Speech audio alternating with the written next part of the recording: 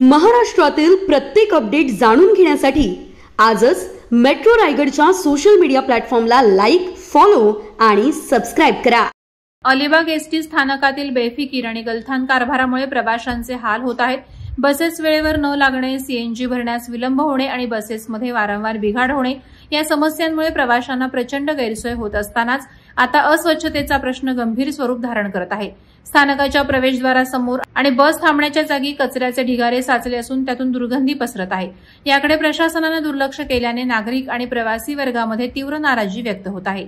Alibag ST स्थानकातून दररोज मुंबई, पुणे, ठाणे, रोहा, बोरिवली, अक्कलकोट आदी मार्गांवर हजारो प्रवासी प्रवास करतात। स्थानकात सुमारे 60हून अधिक बसेस असून 250हून अधिक कर्मचारी कार्यरत आहेत।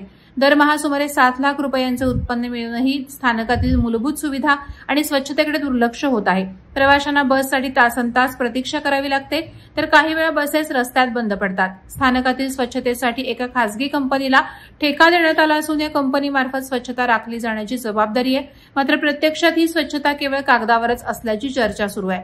प्लास्टिक आणि घनकचऱ्याचे ढिगारे स्थानक परिसरात दिवसेंदिवस वाढत असून प्रवाशांना नाक दाबून मार्गक्रमण करावे लागत आहे।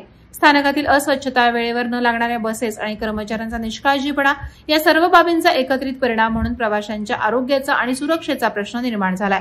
नागरिकांनी लवकरात लवकर स्वच्छतेबाबत ठोस उपाययोजना करून जबाबदार अधिकाऱ्यांवर कारवाई करण्याची मागणी केली आहे।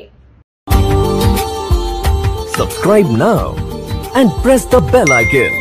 Never miss an update.